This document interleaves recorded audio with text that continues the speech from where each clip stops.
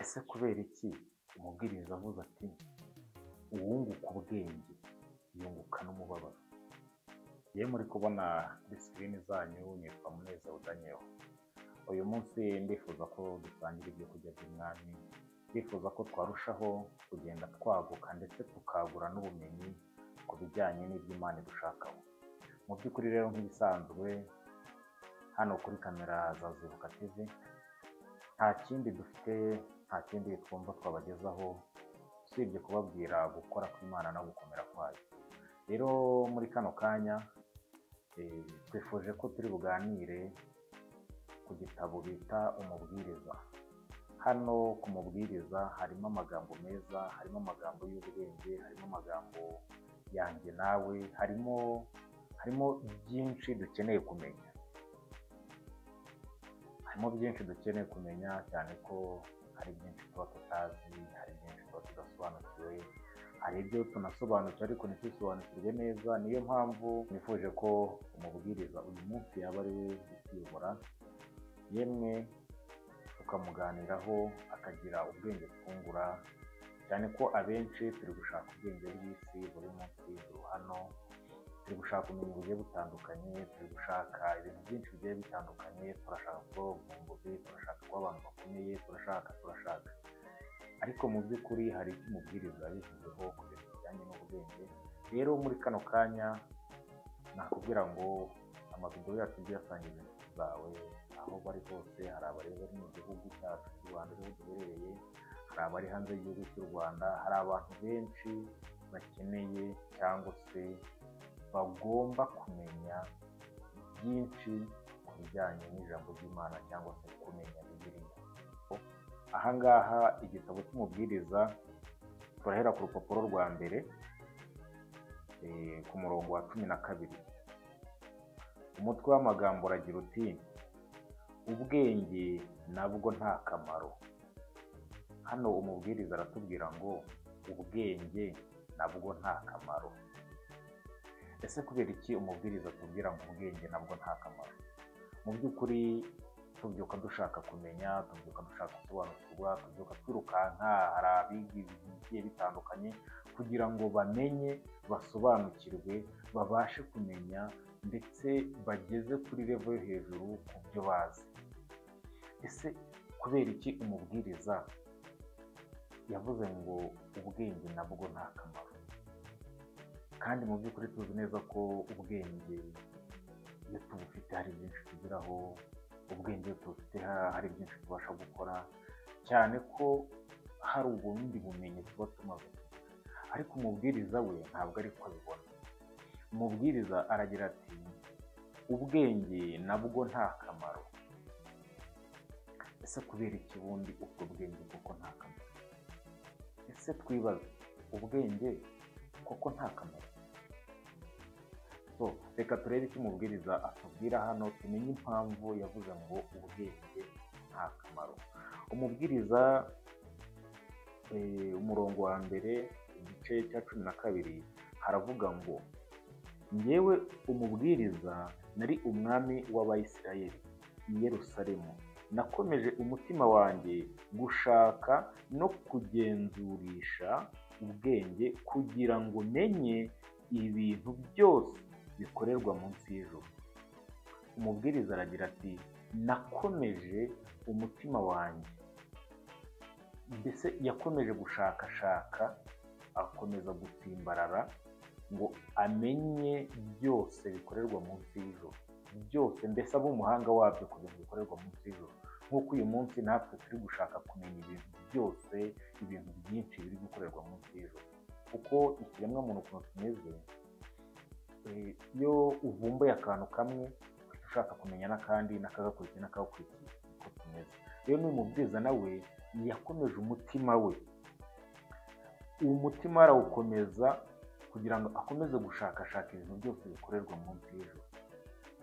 Arakomeza atubwira ati njyewe umubwiriza nari umwami w'Abayisirayeli i Yerusalemu, nakomeje umutima wanjye gushaka no kugenzurisha ubwenge kugira ngo menye ibintu byose bikorerwa munsi y'ijuru. Ni umuruho n'umuruho mubi Imana yahaye abantu ngo bawuruhe. Mbese umubwiriza w'ikintu yakoze yashakaga kugenzurisha ubwenge bwe n'intekerezo ze ibintu byose bikorerwa munsi y'ijuru, ndetse n'umuruho. Hano haratubwira ngo n'umuruho Imana yahaye abantu ngo bawuruhe.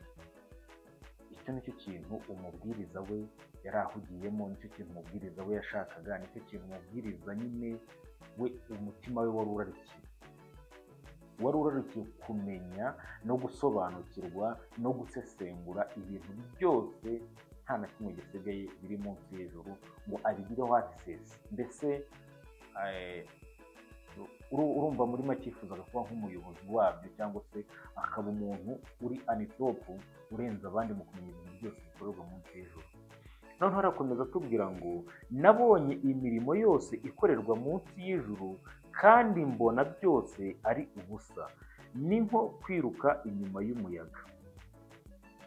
Urumva ko umubwiriza nta kintu atakoze, yarazengurutse, aracengera, arashakashaka, mbese yakoze isesengura rihambaye ngo ibintu byose biri munsi y'ijuru.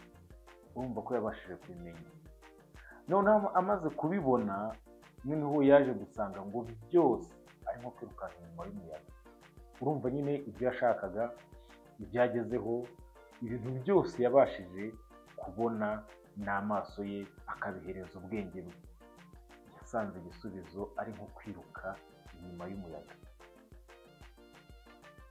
Kano kanya ushobora kubyuka urimo wiga, gukora ibintu runaka, cyangwa se nanjye nk'uko ndimo nsoma iyi Bibiliya kugira ngo igire ikinyungura, nyamara bikaza kurangira nsanze ibiri munsi y'ijuru byose bimeze nko kwirukanka inyuma y'umuyaga, nyine bidafatika. Uyu mubwiriza rero mu by'ukuri aratangaza, kuko urumva yanyuze mu bintu byinshi kugira ngo amenye ibintu byinshi, ariko igisubizo turimo tubona hano yabonye nacyo ubwacyo kiratangaza. Urumva we yabonye ko byose ari nko kwirukanka inyuma y'umuyaga. None umva ukuntu akomeza atubwira rero ngo ibigoramye ntibigororwa, ngo kandi ibyabuze ntibibarika. Umubwiriza arakomeza atubwira ati ibigoramye byose ntabwo bigororwa, ati kandi n'ibyabuze ni byinshi ntabwo bibarika. Urumva yakoze ubushakashatsi, ashyiramo isesengura, akora analize zose zishoboka, aza gusanga ibintu biri munsi y'ijuru byose bigoramye, kugororoka wapi. Aza gusanga ibintu byabuze munsi y'ijuru, kuboneka wapi. Ese bene data, ni iki dukwiriye gukora? Ni iki dukwiriye gushaka? Ese tugume tumere nk'uyu mubwiriza? Tugume natwe dushake ibitabarika, dushake ibitaboneka, dushake? Cyangwa hari ikintu runaka dukwiye gushaka, ahubwo turi gushaka ibintu bitari ibya nyabyo? Aribyo byatumye umubwiriza nawe ashaka ibintu ntakabona ibintu ntabwo biri kuboneka. Ashobora kuba wenda yarashaka ibintu bitari ibya nyabyo. Ariko ahangaha hari icyo yakomeje agenda atubwira ku murongo wa 16. Harakomeza avuga ngo nibwiye mu mutima wanjye ndavuga nti dore niyunguye ubwenge bwinshi kurusha abambanjirije i Yerusalemu bose. Ni ukuri umutima wanjye wabonye ubwenge bwinshi no kumenya. Urumva umubwiriza ikintu yibwiye? Aragira ati jyewe nibwiye ko nungutse ubwenge bwinshi kurusha abantu bambanjirije i Yerusalemu bose. Kandi koko dukurikije uko twagiye dusoma ko we yabashije kumenya ibintu byose biri munsi y'ijuru, ariko ugasanga kubimenya no kutemenya byose ni nko kuri inyuma y'umuyaga. Ese muri make ibyo yamenye nta kintu byamumariye, nta kintu byigeze bimwungura, kuko yavuze ngo ni nko kwiruka inyuma y'umuyaga. Kuri 17 aravuga ati nakomeje umutima wanjye kumenya ubwenge, kumenya iby'ubusazi n'ubupfapfa, menya yuko nabyo ari nko kwiruka inyuma y'umuyaga. Urumva ko umubwiriza ntabwo yigeze ahagarara, we yakomeje gushakisha. Nubwo ahambere hatubwiye ngo byose ni inyuma y'umuyaga, agakomeza inyuma y'umuyaga, nabwo yakomeje gushakisha, ntabwo yigeze ahagarara, ntabwo yigeze acika intege. Yaravugaga buriya mu mutima, yaravuga ati uko byagenda kuri kose nshobora kuba mbonye iki, ariko ejo nzabona kiriya. Akumva ko wenda hari ikintu ashobora kuzabona kindi kirenze ku byo yaba yarabonye. Rero ahangaha dukomeje ku murongo wa 18 haravuga ngo kuko ubwenge bwinshi burimo agahinda kenshi, kandi uwunguka ubwenge yunguka n'umubabaro. Amena. Umubwiriza ahangaha arakomeza atubwira ati kuko ubwenge bwinshi burimo agahinda kenshi, kandi uwunguka ubwenge yunguka n'umubabaro. Mu by'ukuri kunguka ubwenge cyangwa se kugira ubwenge cyangwa se kumenya ubwenge birimo agahinda kenshi, kuko ushobora kugira ubwenge ejo ntibigende neza ku ruhande rumwe cyangwa urundi mu byo wakoraga, ugasanga agahinda karaje, ndetse ugasanga ibyo waruhiye byose bibaye nko kwirukanka inyuma y'umuheto, bikarangira ubona ibisubizo birimo biza bizati ziza ari zeru. Akuru ni kagahinda kenshi, wa mubabaro ni uguhora wumva nyine umutima wawe udatuje, uguhora wumva nyine umeze nkaho uri kwicura urubanza. Ariko mu by'ukuri uyu mubwiriza we arakomeza atubwira ngo kandi uwunguka ubwenge yunguka n'umubabaro. Ese kubera iki umubwiriza avuga ati uwunguka ubwenge yunguka n'umubabaro? Kubera iki umubwiriza yatubwiye ngo uwunguka ubwenge bwinshi yunguka n'umubabaro? Ese kubera iki ubundi dukomeje gushaka ubwenge? Ni iki kidutera guhora dushaka ubwenge? Ni iki cyihishe nyuma cyangwa cyihishe inyuma yo gushaka ubu bwenge dushaka? Ese ubu bwenge dushaka butumariye iki? Ubu bwenge dukeneye ni ubw'iki? Ni ubwo gukora iki? Ubu bwenge bwo munsi y'ijuru ni gute uyu munsi twabaho mu buzima? Ese uyu mubwiriza aragira ati umuntu uko yunguka ubwenge cyangwa uko agira ubwenge bwinshi, ubwo bwenge buraza nibyo, ariko buzana n'agahinda kenshi. Ese kuki kumenya no kujijuka bizana n'agahinda? Kuki bidasigana?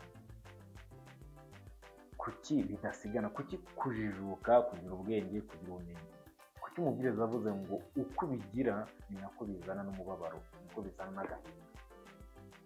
Inshuti bavandimwe, mu by'ukuri uyu mubwiriza mu bigaragara tuzakomeza kugenda tumusomaho, tuzakomeza kugenda tumuganiraho. Afite byinshi byo kutubwira, afite byinshi byo kutuganiriza, kuko dushobora kuba turi gushaka ibyo tudakwiriye gushaka, turi gushaka ibyo tudakeneye, turi gushaka ibintu bitari ibya nyabyo. Kuko njyewe nkurikije uko n'umubwiriza arimo avuga, uko n'umubwiriza arimo atubwira, arimo aratwereka ndetse aducira amarenga y'uko turi gushaka ibyo tutakabaye dushaka. Rero mugume ku murongo, hano ni kuri Zibuka TV nk'uko bisanzwe. Amahoro n'imigisha bikomeze biganze mu mitima yanyu, kandi Imana y'amahoro, Imana y'urukundo, Imana y'ubugwaneza ikomeze yagura imbago zanyu, ikomeze ibagirire neza, ikomeze ibahaze urukundo n'ibyishimo. Naho ubutaha mu kiganiro cy'ubutaha nibwo tuzamenya neza, tugasobanukirwa icyo umubwiriza ashaka kutubwira. Murakoze, naho ubutaha.